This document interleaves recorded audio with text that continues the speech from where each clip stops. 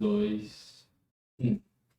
Sejam todos bem-vindos a mais um episódio Advoga Podcast. E hoje com uma convidada ilustre, nosso primeiro episódio com a magistrada, representante aqui do Poder Judiciário, doutora Patrícia Bretas. Doutora, muito obrigado por ter aceito o nosso convite. Eu que agradeço. Para mim é sempre um prazer. Eu sei que seu público é, na grande maioria, advogados, e para mim é sempre um prazer falar com os advogados e para os advogados. Eu mesma fui advogada no início da minha carreira e tenho, assim, muito respeito, muita admiração por essa classe, gosto muito.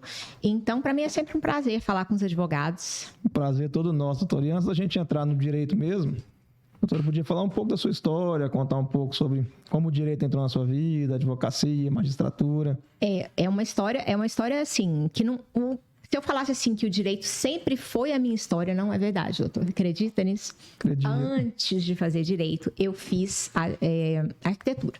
Até hoje eu costumo brincar que eu não sei que dia foi que eu decidi pela arquitetura. Não sei.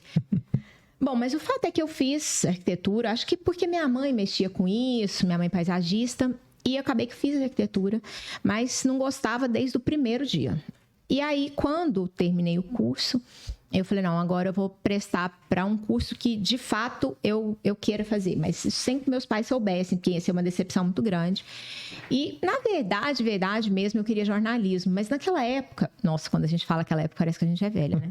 Um pouco. Assim, só tinha, acho que a Católica Federal, acho que tinha em Anguera, mas nem sei. Assim, a opção que eu tinha era jornalismo somente na Universidade Federal e era meio do ano, então eu não tinha ainda era época seriado, não sei se ainda hoje é. E eu peguei e falei, bom, então jornalismo, que em tese seria assim a minha primeira opção depois da arquitetura, já mais madura. Falei, não dá, mas eu gostei de escrever, eu sempre gostei muito. Falei, quer saber, eu vou fazer direito. Entrei e no meu primeiro semestre eu me apaixonei. Eu não sei se o senhor se lembra, mas eu tive, né, no primeiro semestre uma matéria que chamava Introdução ao Estudo de Direito. E ali eu me apaixonei, tive um professor que ele era muito, muito bom. E eu falei, gente, estou no curso certo. Assim, diferente da arquitetura, que no primeiro semestre eu cheguei à conclusão que eu não era para coisa, não era para mim. Ali eu já cheguei à conclusão que era. E aí... foi isso. Então, assim, eu comecei no direito depois de errar na arquitetura. Então, e aí, porque eu errei, mas para ver como as coisas, né, são assim, o certo por linhas tortas, assim. Eu já fiz um curso bem mais, assim, com a cabeça no lugar e não querendo perder tempo. Já fiz um bom curso, uma boa faculdade. Diferente, né? Mas chegou a exercer a arquitetura ou nem exerceu? Não. Assim, eu terminei... Quando meu pai achava que ia terminar de pagar o boleto, já apareceu outro boleto. Que era da arquitetura, aliás, do direito. E aí eu cursei e me apaixonei, assim, eu não me lembro, acho que meu professor chamava Alencar. Ele era muito bom. E, assim, até hoje eu tenho lembrança do que a gente conversava, sabe? Assim, do tanto que ele era, assim, o tanto que ele me inspirou nesse começo. E fiz esse bom curso, uma boa faculdade, já estudava, já sabia. Porque... meus colegas, eu falo assim, às vezes eu conto essa história, o povo fala, mas 22 anos é muito nova. Mas o pessoal que era da minha idade, eles estavam se formando em medicina, em engenharia, em direito mesmo, muitos já estavam se formando. E eu estava ali comprando caderno, estudando. Começando. Tudo de novo. Então, a gente acaba que, por conta desse tropeço, faz um curso melhor, né? Sim, com certeza. E o direito? A gente sabe que hoje, até hoje, assim, não sei na época, direito ou é concurso ou é advocacia. Sim. Aí eu fiz meu curso pensando que eu ia advogar. Para dizer a verdade, eu tinha certeza absoluta que eu ia advogar e fiz meu curso pensando nisso. Estagiei em escritório de advocacia. Todo o meu curso eu fiz estágio no escritório de advocacia. E continuei trabalhando no escritório depois de formada. Mas eu vi que não era para mim, assim, mais uma vez, né? Aí, aquela questão de captação de clientes, de empreender, aquilo não era para mim. E aí surgiu uma oportunidade, assim, na verdade, não foi bem assim. Eu falei, quer saber, eu vou estudar para concurso. Abriu um concurso antes do que eu passei para aqui, depois de muitos anos, o tribunal ficou sem abrir concurso, acredito que uns 6 anos, uns 5 anos. E de repente veio um concurso, abriram um concurso para juiz aqui. Eu falei, quer saber, eu vou estudar para esse concurso. E aí foi assim, aí larguei a advocacia, subestabeleci meus processos e falei, vou estudar. Comecei a estudar. Passei na primeira fase e na segunda fase eu tomei bomba em uma prova por meio ponto. E eu falei, quer saber? Eu tô no caminho certo, porque eu estudei assim uns 6 meses, já fui passando, né? Falei, quer saber? Se eu estudar mais um pouquinho, eu passo. E foi o que aconteceu. Em seguida, abriram outro concurso, que foi o que eu passei. E aí, eu já estava bem mais preparada, já tinha me preparado melhor. E eu falei, bom, agora vai. E aí foi. E entrou na magistratura. E aí foi. E uma coisa interessante é que eu falo muito isso para meus alunos e para as pessoas meus assistentes, eles gostam muito de ouvir as histórias, né? Eu falo muito isso. Eu nunca prestei outro concurso. Eu falo assim, tentou Ministério Público, Defensoria. Não, na época nem existia Defensoria, mas tinha Procuradoria do Estado. Que era assim, na verdade, o que todo mundo queria, porque não tinha que ir para o interior. Então, era assim, o grande concurso era a Procuradoria, né? E aí eu falo, não, nunca prestei. Nunca prestei. Fiquei na magistratura, foquei na magistratura, que era o que eu queria mesmo. E, nesse ínterim, assim, que eu estava estudando para concurso, eu arrumei uma amiga que estudava comigo também. E ela falou, você não quer fazer estágio lá onde eu trabalho, não? E era com um juiz. Eu falei, pô, né? E aí, logo, ela passou num concurso. Ela passou antes de mim, assim. Num concurso, o dela é de procurador de Estado. E aí, ela passou para procuradora. E aí, eu já estava nesse gabinete. E aí, o juiz falou, então você já fica aqui. Já me contratou como assistente, como assessora. E eu fiquei até o dia que eu passei. Então, assim, teve coisas que foram, né, assim, que parece que foram se encaixando com aquele caminho que eu estava procurando. Foi dando certo, né? Foi dando certo, isso. Então, antes de fato exercer a magistratura, a doutora foi assistente. Já conheceu ali a realidade do gabinete e viu que era aquilo mesmo que queria. Sim, e por isso mesmo é que eu falo que eu nunca prestei outro. Porque eu sabia assim, qual era a atuação do Ministério Público, sabia. Da Procuradoria nem tanto, porque na minha vara lá não tinha processo de fazenda pública. Então, eu não tinha contato com eles. Mas também é uma matéria que, assim, né, a gente tem que confessar, né? Não é, assim, a minha preferida. Então, eu falei, quer saber? Magistratura é o meu caminho mesmo. E foquei na magistratura, sempre estudei para magistratura e nunca prestei outro concurso. Que bacana, doutora. E assim, já aproveitando até esse assunto, matéria preferida, a gente sabe que magistratura, às vezes o magistrado está numa vara civil, outra hora está numa criminal, outra hora está numa de família. Como que funciona essa escolha? O magistrado tem a opção de escolher ou ele tem que ir para onde mandar? E como que faz para adaptar no começo, tanta mudança? Quando você entra, até você ser titular, enquanto você é substituto, pode te mandar para qualquer lugar. O tribunal é que te manda. Olha, e tem vezes que você dorme trabalhando numa vara e acorda em outra. Isso já aconteceu comigo. Eu voltando do fórum, recebi um telefonema. Amanhã você tem que estar em Mineiros, tal hora. Então, eu dormi trabalhando em Goiânia, acordei trabalhando em Mineiros. E é assim mesmo. Enquanto você é substituto, você vai para um tribunal. Por isso que é bom titularizar. Agora, quando você titulariza, aí começam aquelas garantias que você tem, que são previstas na Constituição, que uma delas é a inamovibilidade, ou seja, você só sai se você quiser.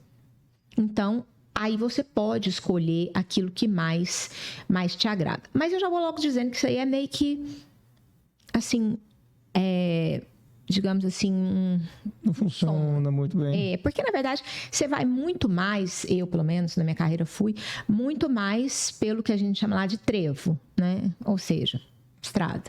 Então, assim, acaba que você escolhe a comarca não pela competência, mas pela estrada, né? Pelo tanto de estrada que você vai. Começa mais longe, vai chegando... até tá como eu, que tô aqui em Senador Canedo, né? Não na minha competência preferida, mas com pouca estrada.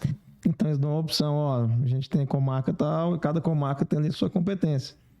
Isso. E a escolha vai mais pela localidade. No meu caso, sempre foi pela distância.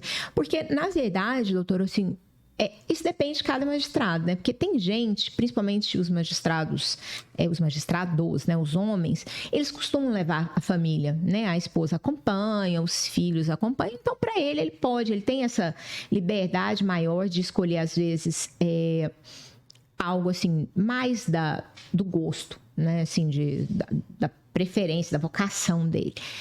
Mas comigo, minha família nunca me acompanhou. Então, meu marido ficou aqui, porque ele é médico, então não tinha como me acompanhar, né? Ele mexe com oncologia, então no interior não tem aparelho de radiologia, quimioterapia. Então, assim, aliás, de radioterapia, então ele nunca me acompanhou. Então, eu é que fiquei na estrada. Então, para mim, a distância sempre foi um fator preponderante para as minhas escolhas. De comarca, né? Mas tem gente que não, tem gente que escolhe mesmo por vocação, porque gosta daquela competência, né? Então, aí vai de cada um. Pra gente ver que não é fácil, né? Muita gente pensa que a vida de magistrado é fácil, mas não é, né? O sacrifício, ter que abrir mão da presença da família, ter que estar na estrada. Eu vou dizer uma coisa para o senhor. Eu vou fazer agora, dia 5 de fevereiro, 17 anos de carreira. Eu vou dizer que eu tenho 2 anos que eu estou aqui, né? Eu vou fazer 2 anos. Em maio, completa 2 anos que eu estou aqui em Senador Canedo, ou seja, bem próximo de casa, bem próximo mesmo. Mas antes, eu fiquei no interior todo o tempo. E minha filha foi comigo quando ela era muito pequena, ela ia comigo, mas depois que começou a estudar já ficou em Goiânia.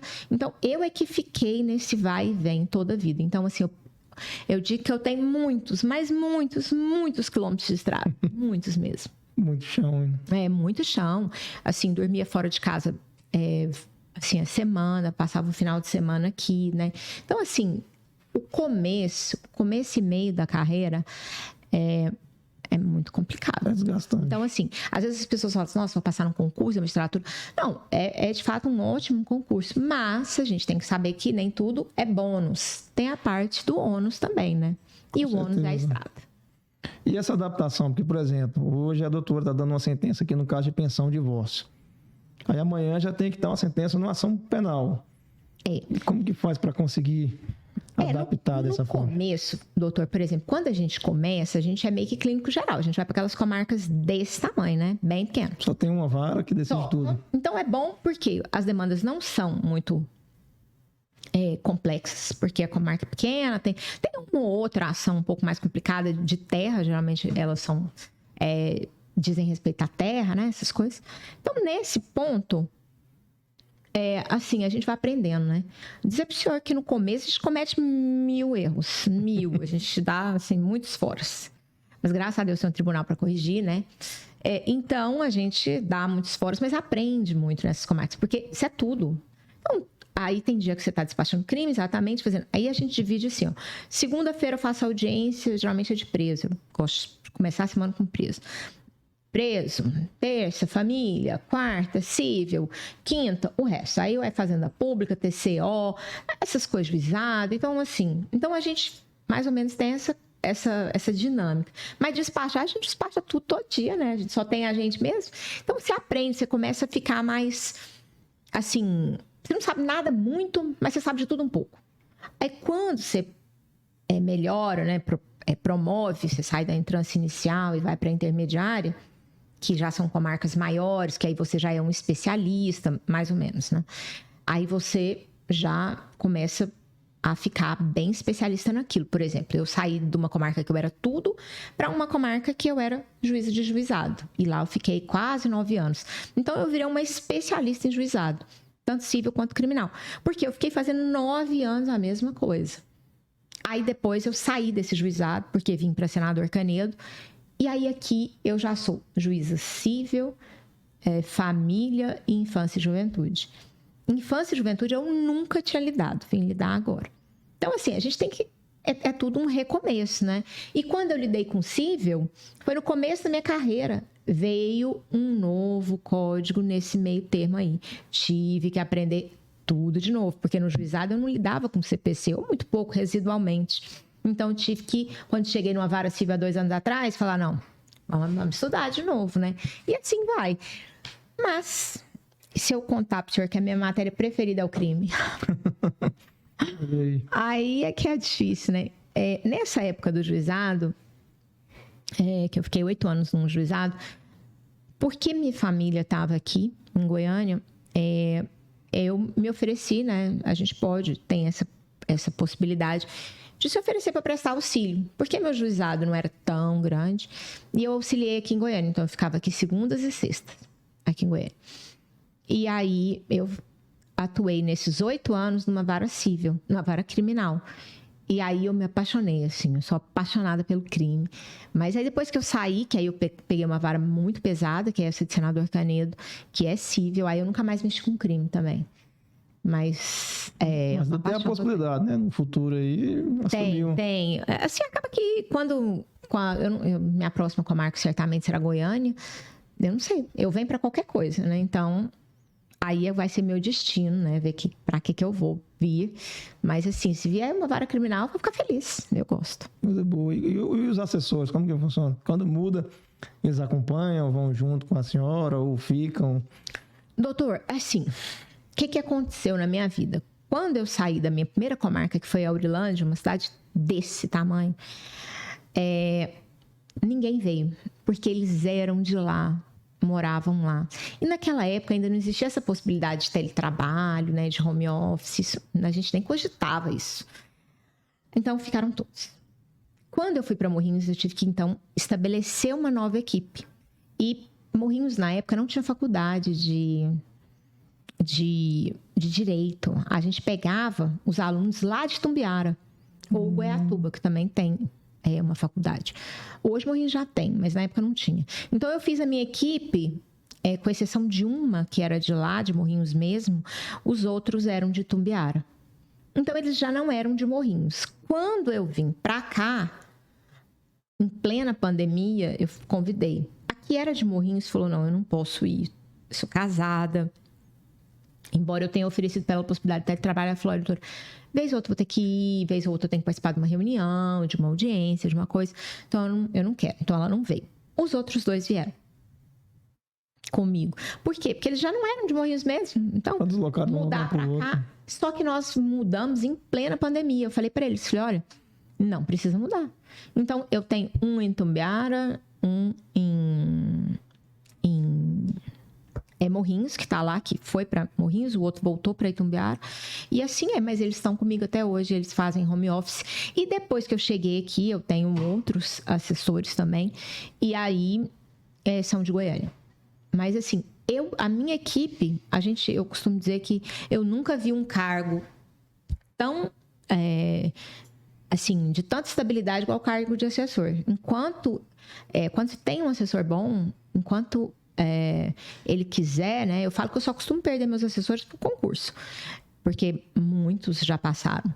Então, assim, enquanto quiser, fica comigo. Vai estar junto. Porque, na verdade, tem hora que eu leio as coisas dele, eu já nem sei se fui eu que escrevi aquilo ali, se foi eles que escreveram, que a gente acaba que vira uma simbiose, né? Então, eu já nem sei mais quem escreveu o quê.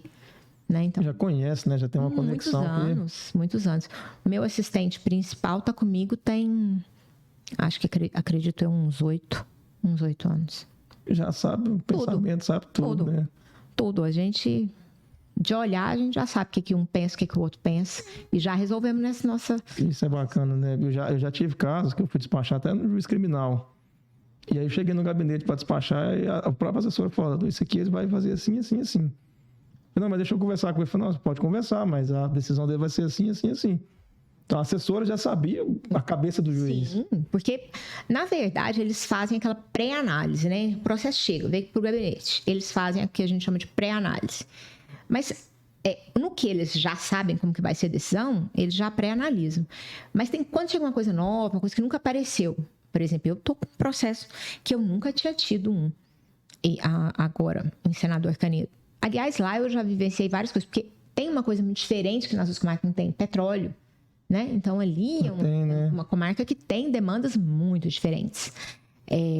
Aí a gente troca essas primeiras ideias dessas demandas que são diferentes, né? Que a gente está lidando lá, Mas aí a gente formata um padrão ali, então ele já sabe, porque foi muito conversado, foi muito ali discutido como que a gente ia fazer a partir de então. Quando a gente muda o entendimento, por exemplo, nesse começo de ano agora, não é entendimento de direito, mas assim, como conduzir o processo, eu tive algumas mudanças que eu fiz com a minha equipe agora no começo do ano, e aí, quer dizer, então eles sabem exatamente, porque a gente fez uma reunião, 2, 3, fizemos um modelo, fizemos outro.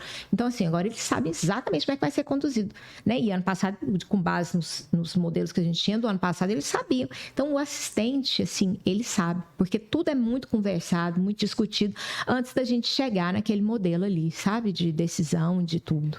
Já tem um padrão, né? Isso. E pra gente derrubar agora aquele mito, então, muita gente fala, o juiz não leu o processo. A lei. Isso não existe, né? Até porque é a assinatura. Não, assim, eu vou dizer para o senhor o seguinte, o juiz lê, mas a gente tem uma questão assim, por exemplo, chega um tipo de tutela, uma tutela de urgência. Então, chega uma primeira vez para nós.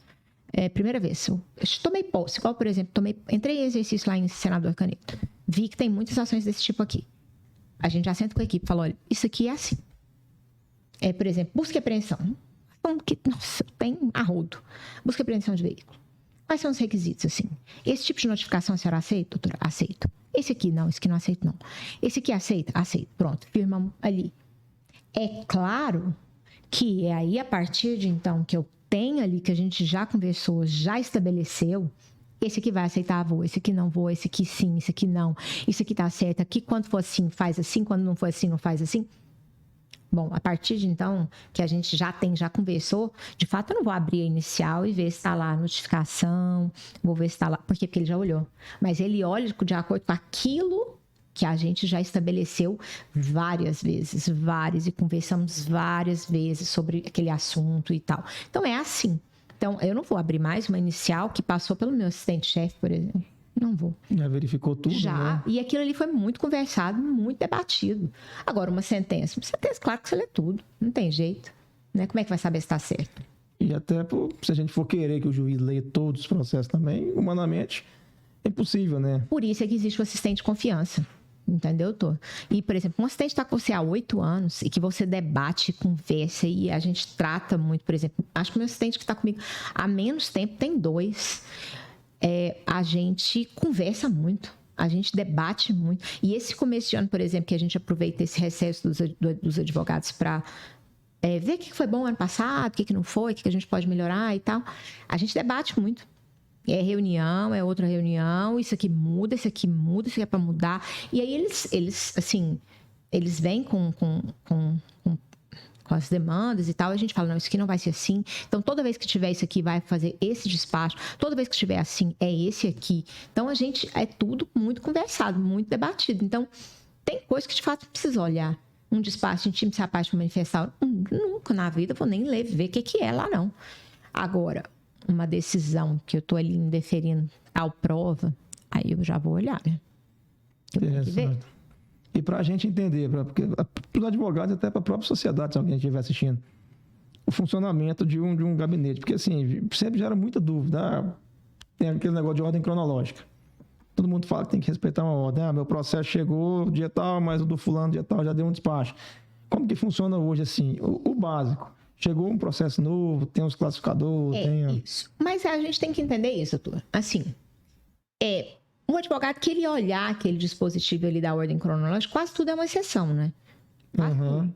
O que segue ali a ordem cronológica, assim, assim, a gente tem que ver. Tem idoso, tem pedido de urgência, tem isso, tem que...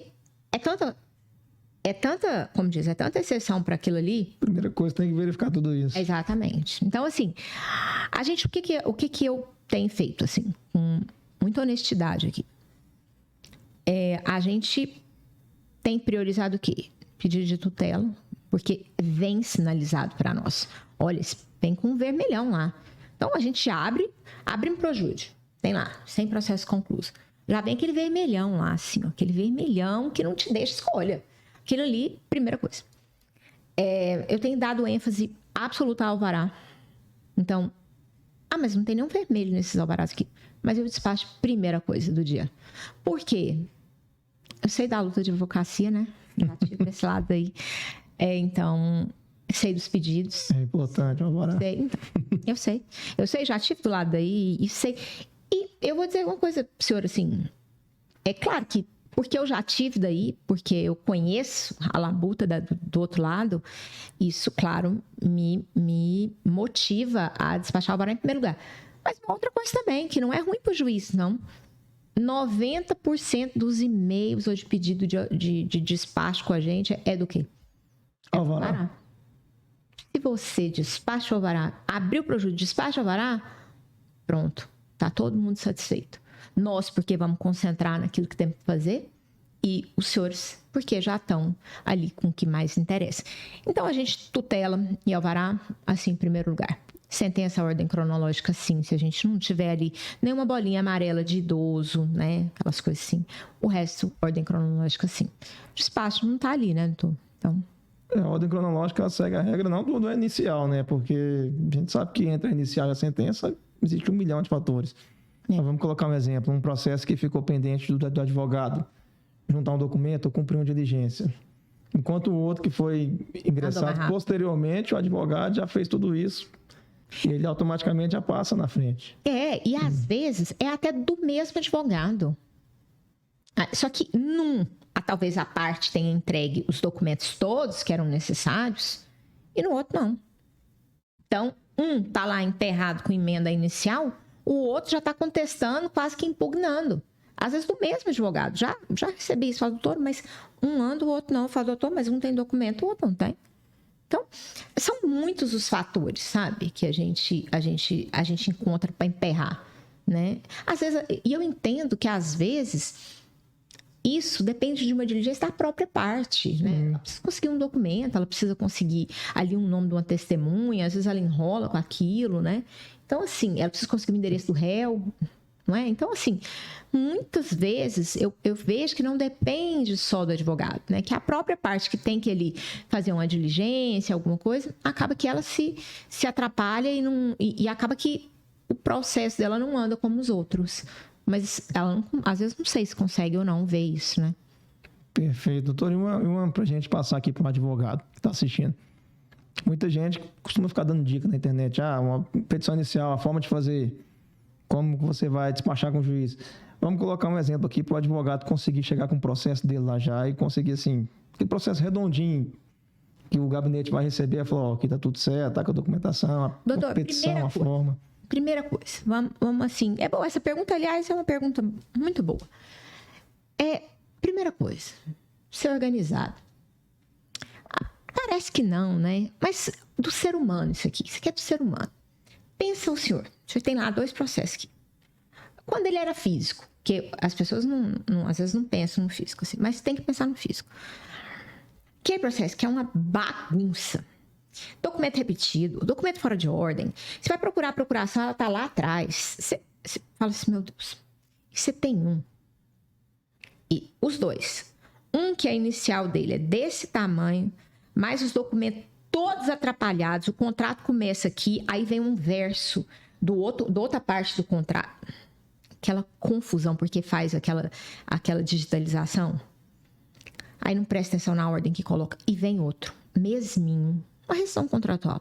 Estamos falando de contrato, uma rescisão contratual. Vem petição inicial clara, petição inicial sucinta, claríssima.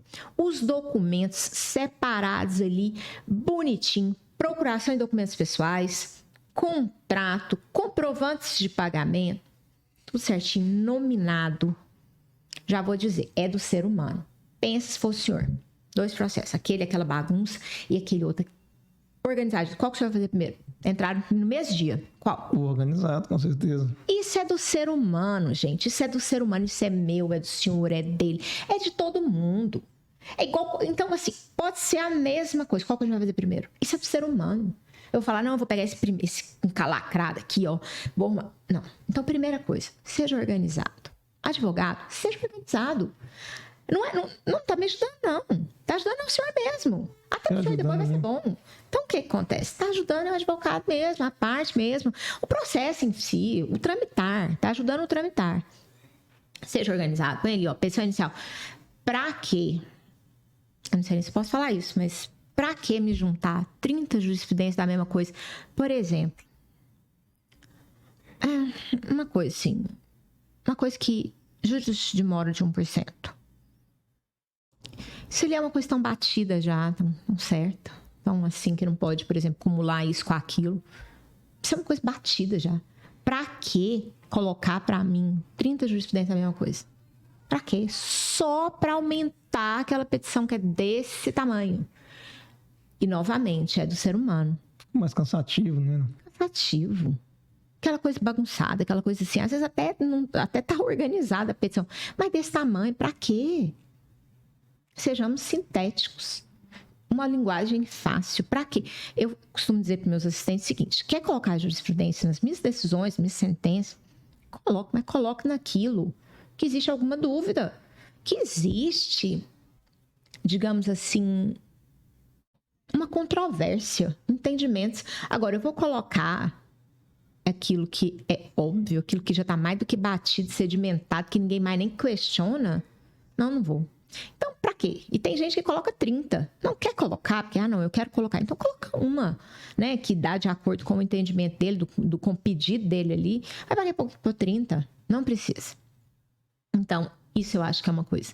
Uma linguagem clara, fácil, simples, isso aí nem precisa. Fundamentação legal também, muita gente critica ficar pondo artigo, só fazer menção já. Exato, não precisa ficar transcrevendo nada, o juiz está de careca de saber que esse artigo ali tudo. Para que transcrever artigo ali por exemplo, de tutela? Para quê, gente? A gente tá careca de saber daquilo ali. Então, seja simples, sintético, uma linguagenzinha boa, pedidos claros. Eu vejo muitas das vezes que os advogados, eles se embananam ali no pedido claro, e os documentos organizados. Olha, se é chance de, eu vou te dizer, 90% de sucesso. Por quê? Porque sucesso que eu falo assim, não de que vai ser procedente, mas que vai ser rápido. Olha, tem assim, isso é do ser humano. A gente é tudo igual. Nós somos todos assim. A gente começa por aquilo que é mais fácil. Até porque até na escola, você lembra quando a gente ia fazer prova? Não, começa com as que você sabe. E depois vamos para as difíceis. Não são assim? Depois quebra a cabeça com... Aquela ordemzinha no ProJudice faz diferença, porque minha sócia sempre briga comigo. Ela fala, não, você tem que pôr tudo na ordem. Sim, claro que organização faz diferença, sim. Sim. O nome do documento, ordem, sim. Procuração. Tem coisa, fica lá procurando. Nossa, cadê o contrato? Deixa eu ver. Qual quando eu estou sentenciando? Deixa eu ver cadê o contrato aqui, para ver se isso aqui, se essa cláusula é essa mesmo. Lá vai eu procurar o contrato. Aí o contrato está todo remexido. Todo remexido. A última página dele, da assinatura, está lá no primeiro lugar. Eu falo, não vou deixar de ver, não. Mas eu tanto vou perder com isso. Agora, se tiver um lá, contratar certinho, qual que eu vou sentenciar primeiro? Não vou deixar o outro para trás, mas é do ser humano. Pra gente ficar atento, porque lá dá uma opção para você colocar o nome e dá a opção de colocar outros. Não, coloca o nome. Muitas vezes na pré a gente coloca outro, junta 10 documentos uma vez e envia. Quando chega no gabinete é o... assim, a gente abre tudo, né? A gente costuma abrir tudo, assim, porque dá aquela opção da gente gerar em PDF e abre. Mas mesmo assim, aí pensa assim, não, mas ela vai abrir tudo mesmo para analisar inicial, a gente abre mesmo. Mas o que acontece? Lá tá o escaneado, tudo atrapalhado, assim, ó. Metade do contrato, aí depois vem os documentos pessoais, depois vem outra metade do contrato, tudo fora de ordem. Gente, por que não ser organizado, nominar tudo direitinho, até para a gente depois, quando tá olhando o processo assim, a gente bate o olho, aquele que é organizado, aquele processo que é organizado. Por exemplo, está peticionando. Vai requerer, por exemplo, digamos, uma penhora. Por que não? Coloca lá embaixo, requer penhora. Junta a petição, requer penhora. Tanto que é fácil. Isso facilita tanto a vida do juiz. Por quê? Porque eu quero analisar eu estou fazendo a pré-análise, eu tenho que ver aonde, porque o meu assistente fez a pré-análise deferindo o pedido do evento tal, a penhora tal, assim, assados, bens indicados. Aí, se eu bato ali, eu já vejo assim, o advogado requer penhora, eu já sei exatamente qual que é a petição que eu tenho que abrir. Pá! Muito mais rápido, eu analiso muito mais rápido. Então, assim, a organização pode parecer que não, mas isso também é do gabinete também. A gente também tem que ser organizado para facilitar para nós mesmos e para vocês também. Mas organização é fundamental. O senhor perguntou também do despacho com o juiz, né? De vir falar com a gente. Hoje a gente é muito mais aberto, possibilidade do Zoom, né? Eu acredito. Eu ainda estou indo ainda não, né? Eu não me adaptei muito com esse home office. Virtual. Eu vou presencial. E então, assim, mas eu recebo todo mundo. Na maioria das vezes, quando é algo mais complicado, que o advogado quer ir lá, né? Acho que vale a ida, sim, né? Vale a ida. Principalmente processo de família, né? Que tem detalhes, assim. Acho que vale a ida, sim. Mas, basicamente, se tiver tudo muito organizado, se tiver tudo muito completo, assim, digamos que talvez nem seja necessário, né? Mas sempre que achar que deve ir, eu acho que tem que ir, sim. Às vezes é mais para explicar, né? Alguma questão. Pedir uma agilidade, eu acredito que até... Hoje, infelizmente, a gente vê que tem muitos gabinetes, eu não vou aqui falar até porque eu não sei as razões, mas tem muita demora. A gente distribui processos, às vezes 2 processos no mesmo dia, o mesmo processo, cada um distribui, às vezes, para o juizado. Enquanto um, às vezes, despacha de um dia para o outro fica meses. A gente não consegue. Infelizmente, isso é uma questão mesmo, né? Infelizmente, nem tudo é tão rápido quanto há necessidade. Mas a gente também tem que entender hoje, doutor, por exemplo, eu trabalho numa vara que eu tenho um volume anual superior a 2.200 novas ações todo ano. É muita coisa, né? É muita coisa. Muita coisa. Porque o brasileiro, de forma geral, ele tem essa litigância na veia, né? A gente quer discutir. A gente estava conversando aqui antes, né, do nosso... Quer processar, né? Do nosso bate-papo aqui. E a gente falou de ações assim que a gente nem acredita que chegaram para o judiciário. Mas tem várias, assim. Então, o brasileiro, ele, de certa forma, ele gosta de litigar, né? Então, a gente tem muitas ações que poderiam ser resolvidas, principalmente, assim, no âmbito de uma conciliação, né? Assim, podia ter sido resolvido antes, né?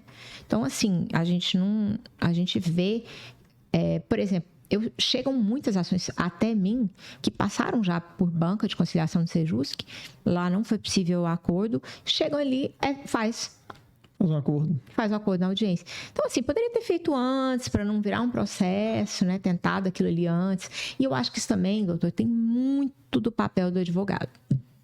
Sabe? Muito mesmo. Assim, de incentivar a parte a fazer um acordo. Sabe? A procurar um acordo. Né? Principalmente em demandas de família. Eu falo que são demandas, assim, um tanto quanto delicadas, envolve a vida das pessoas, a vida ali privada, né? Então, digamos que para o juiz resolver, eu acho que é a última das hipóteses, sabe? Melhor seria que as partes conseguissem resolver. Afinal de contas, eu tô começando a resolver de coisas de dentro da sua casa, né? Então, por exemplo, eu vou determinar que hora que o seu filho vai sair da sua casa, que hora que ele vai chegar.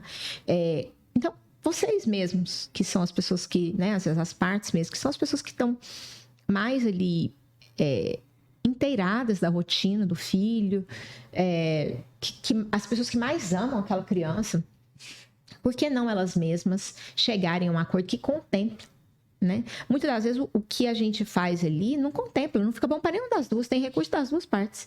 Então, é estranho isso, né? Então, eu principalmente, assim, agora que sou uma juíza, assim, da família, eu vejo que esse é um papel que os advogados podiam implementar mais, de buscar o acordo fora. Não deixar chegar para nós. Porque essas demandas, assim, eu sinto que a gente resolve, sentencia.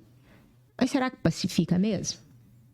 Não sei. Muitas vezes só no papel, né? A solução mesmo não vem, né? Não vem. Aquela que é a pacificação das pessoas saírem satisfeitas ali da sala de audiência. Falar, não, foi bacana, é isso mesmo. Muitas vezes eu vejo como juíza de família, eu tenho essa frustração, assim, quando eu preciso sentenciar. Porque eu fico pensando, gente, eu tô ditando a vida de uma pessoa. De uma família, né? Não é só de uma pessoa, mas de uma família. É interessante a gente for pensar assim, né, Antônio? Assim, a gente vê, muita gente fala, até tem um episódio de um podcast, esqueci o nome do advogado, que falou, eu preferia ser julgado por um juiz que tem muita vivência, muita experiência de vida, do que um juiz muito inteligente. Sim. E imagino que às vezes, na hora de julgar, deve pesar isso, né? Você vê ali, são papéis, mas são vidas. Você pega assim, nossa, tem uma criança aqui, tem 2 pessoas, como que eu vou decidir? São as pessoas algo em que cima mais disso? gostam daquela criança?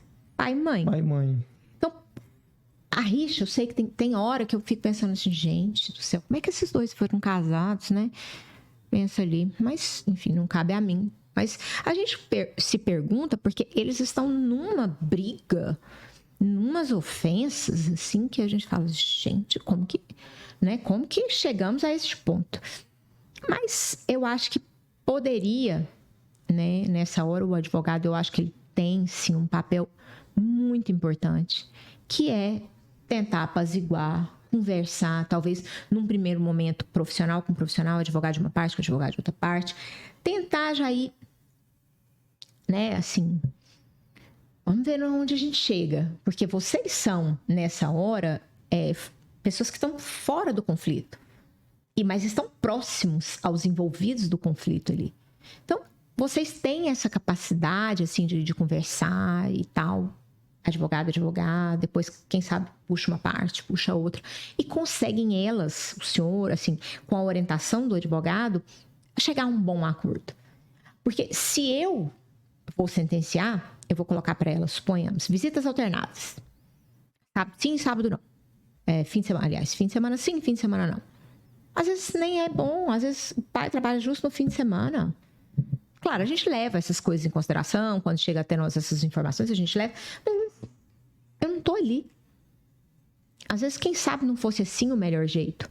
Fossem semanas alternadas, uma semana com uma semana com outra. Eu não sei.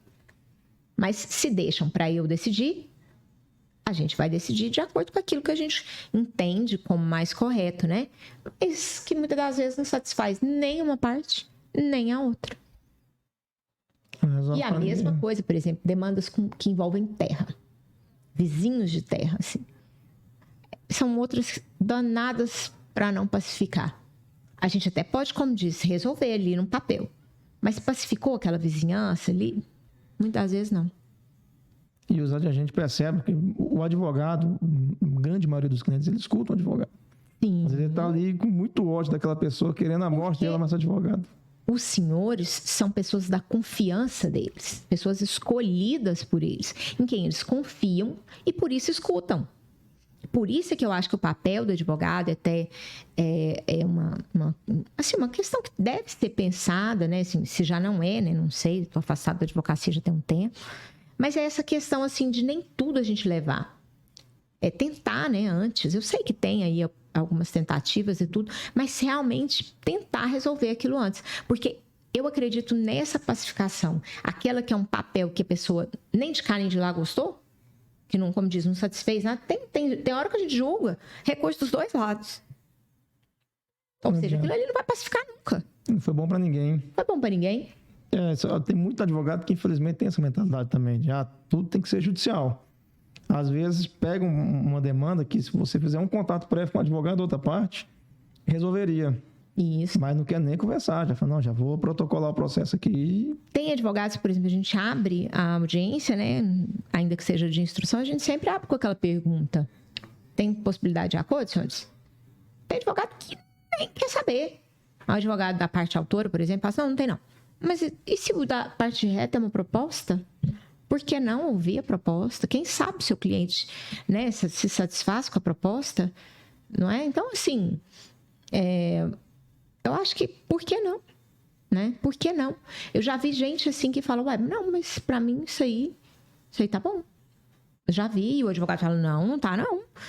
Bom, mas se a própria parte, né, às vezes é claro que a gente entende também que ele tem uma noção maior, assim, do que pode, dos direitos da parte, já ouviu muito, já escutou muito, mas às vezes quem sabe se ela está satisfeita, né? Então acho que tudo é conversado, mas a gente tem que ter essa abertura para conversa.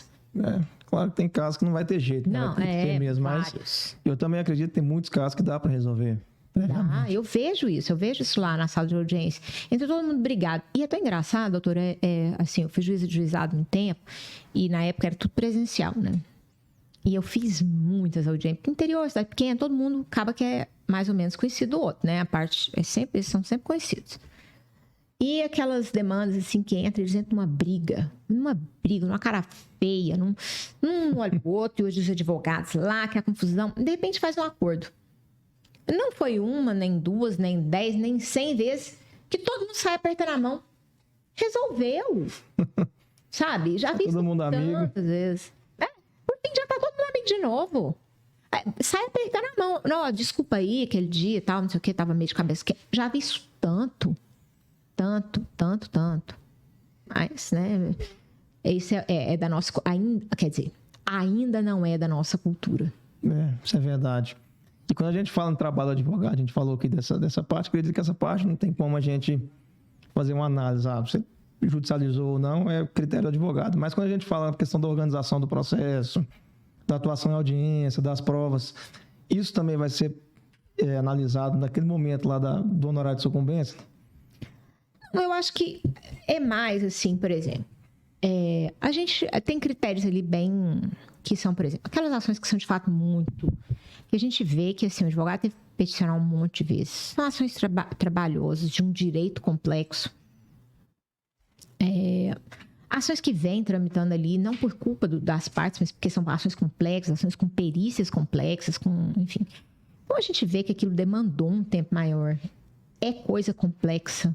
Por exemplo, a gente tem várias ações, sim, de solução de sociedade. É uma que eu consigo ver uma complexidade.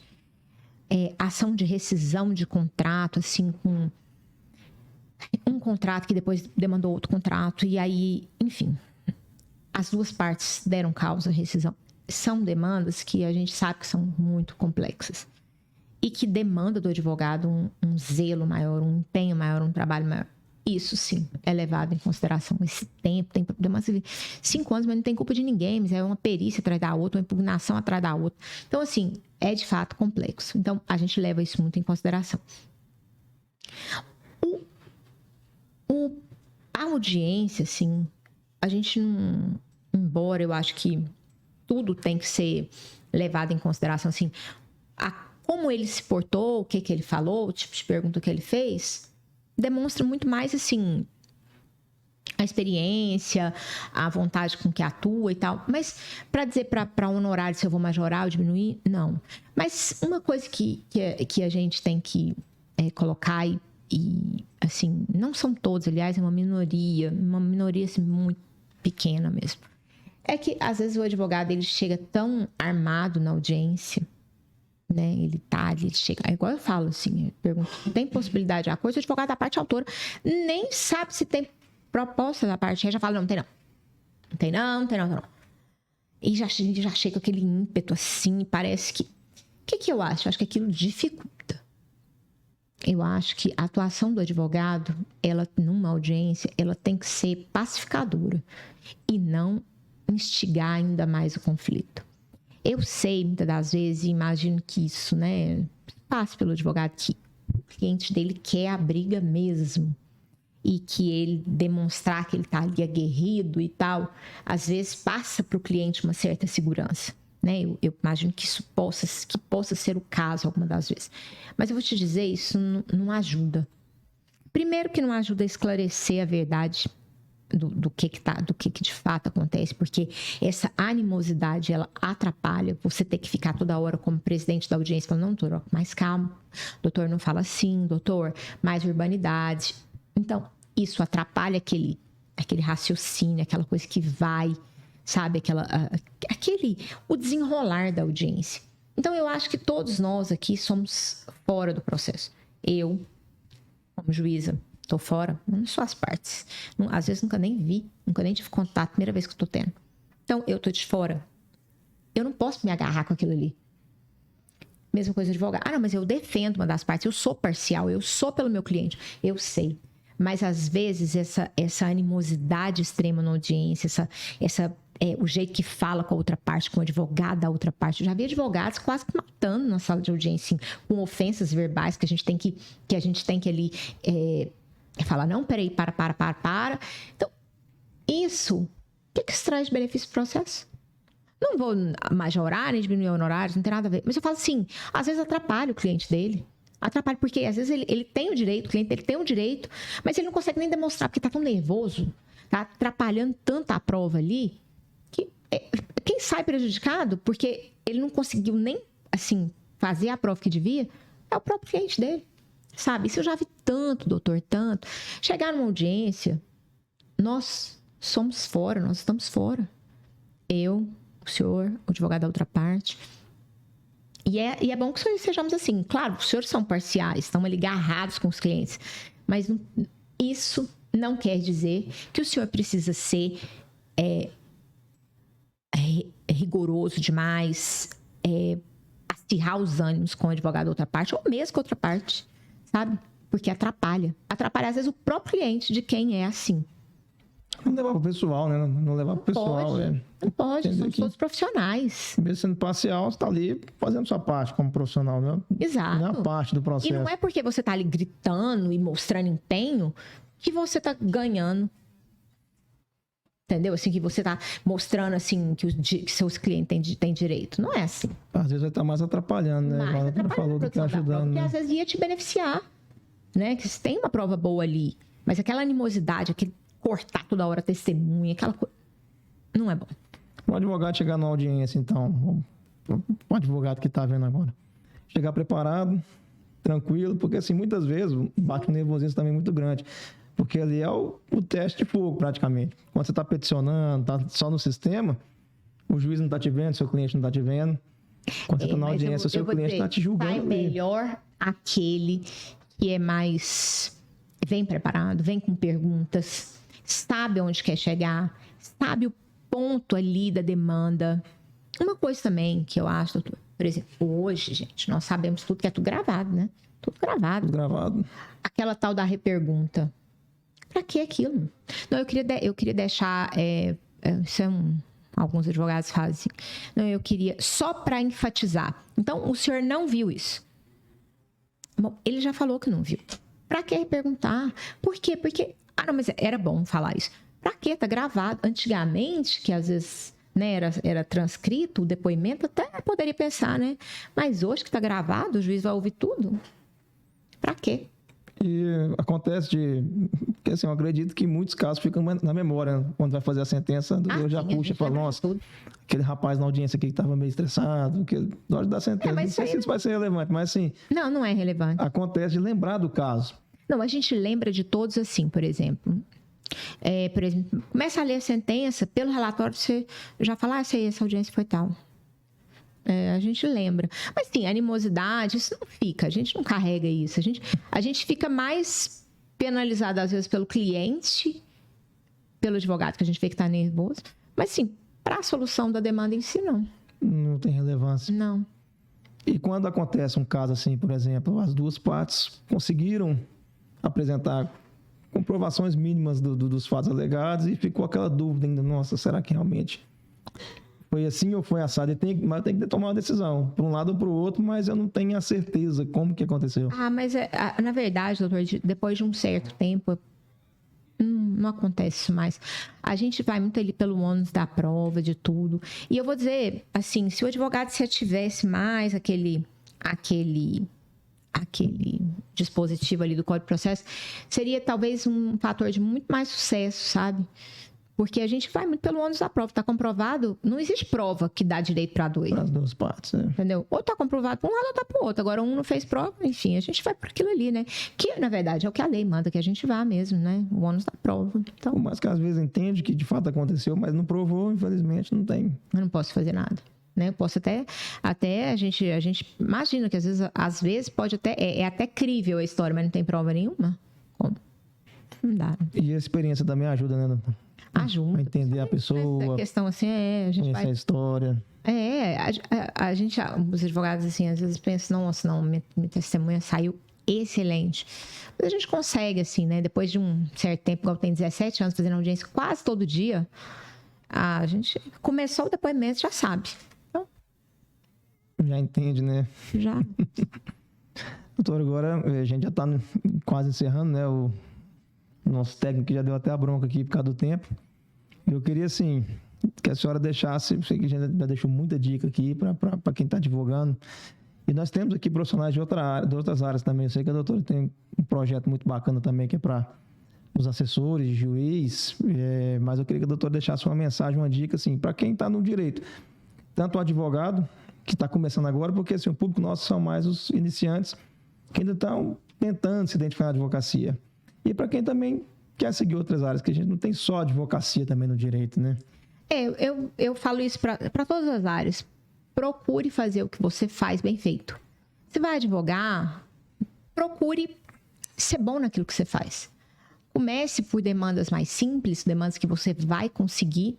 E outra, não tenha medo, assim, de um teste de fogo, uma audiência. Vá tranquilo. O juiz sabe, às vezes, que está ali com pessoa que é da primeira audiência dele ou do primeiro ano dele, a gente sabe. E nem por isso a gente acha que é pior ou melhor. Não. Aquilo ali, todo mundo ali já teve seu primeiro dia, sabe? Então, faz bem feito. Procure ir para a audiência preparado, faça uma petição bem feita, seja organizado com o seu processo. Vá bem preparado. Se vai conversar com o juiz, seja educado, porque ele vai ser educado. Então, assim, chegue lá demonstrando assim que, né, não queira ensinar, né, não queira persuadir, porque isso não é o papel. Ali você está ali, às vezes, para chamar atenção para um ponto, mas não é para persuadir, não é para ser sem educação, e o juiz também não vai ser. Então, é aquela coisa assim, procure fazer bem feito, seja organizado, seja sucinto, tenha uma boa escrita, isso é fundamental. Procure também não dar causa para a demora do seu processo. Peça coisas que estejam ali, que sejam a hora de serem pedidas. E assim, quando forem lá na audiência, vão tranquilos. Todo mundo já teve o primeiro dia. E, assim, se não for aquilo que tiver que ser, assim, o resultado não for aquele que esperado pelo advogado, recorra, mas também recorra com educação. Já peguei, não foram muitas vezes, mas já peguei petições assim, tão assim, digamos assim, desnecessárias, com palavras desnecessárias. Para quê? Isso não traz benefício para ninguém. Ninguém. Então, comece sendo uma pessoa, um bom profissional. Vá, tenha dúvidas, tem problema. Quantas vezes já não lidei com advogado, chega para mim e fala assim, doutora, hoje é a minha primeira audiência. Tá ótimo. Se eu não falasse, não ia nem saber. Posso até saber, mas tá tudo certo. Eu também já tive meu primeiro dia, né? Então, seja educado. Um sorriso, um tratamento cortês. Vou te falar que isso abre tantas portas, tantas. E conosco é a mesma coisa, sabe? E todo mundo tem os dias bons e os dias ruins. Mas mesmo nos ruins, seja cortês, educado, urbano. Um advogado que entra no seu gabinete e fala, ô, doutora, tudo bem? Já começa com educação, um sorriso. Nossa, abre portas. Educação abre porta em qualquer lugar. O jeito de escrever, cortês, educado, urbano, isso tudo abre portas, gente. E, claro, o saber jurídico. A gente também, né, a gente espera que tenha ali também noção do que está pedindo, do que está falando, né? Conhecimento técnico, né? Sim. E a gente tem que entender também que por trás de todo cargo tem um ser humano, né? Claro. A gente vai receber aquilo que a gente entrega. Então, se a pessoa já chega com ignorância, com falta de educação, com certeza vai. Como diz, a educação, ela vai e vem. O jeito que... O ser humano, ele é muito de ação e reação, né? Então, assim... nossa, quantas vezes eu já recebo, assim, advogados que são extremamente educados, assim, um sorriso, um jeito bacana de tratar. Claro que a gente também é receptivo, é lógico, isso é do ser humano, ação e reação. Agora já chega alguém na sua sala derramando e tal. Pra que isso? O juiz não vai ser sem educação, mas a conversa não flui, parece, sabe? Então, é ir na audiência, o que você pensa que, vou mostrar que sou aguerrido. Isso, às vezes, muito mais atrapalha o seu cliente do que beneficia. Verdade. E muito advogado também tem medo do juiz. Eu falo porque não. acha assim, bicho, agora eu vou ter que falar com o juiz, e agora? Não Vai precisa lá e disso, fala né? com educação, um sorriso, trata bem, tem certeza que vai ser bem tratado. Mesma coisa. É isso aí. Doutora, obrigado. Nosso tempo aqui você deu. Eu agradeço muito mesmo a oportunidade. A gente pôde ver que realmente o judiciário está para servir as pessoas, né? Não está para... Sim, somos servidores públicos. Justamente. Para servir nosso público. E eu agradeço demais o convite. Falo que comecei falando e termino. É sempre um prazer falar para a advocacia. Sei que tem outros outras pessoas de outras carreiras aqui, mas principalmente são advogados. Para mim é um grande prazer estar, assim, sou parceira da advocacia, sempre fui, e para mim é um grande prazer estar aqui. Nos veremos em breve. Um prazer nosso. Com certeza teremos outras oportunidades para Trocarmos debater outros assuntos. É isso aí, pessoal. Obrigado. E vamos nos acompanhando aí. Até logo. Até mais.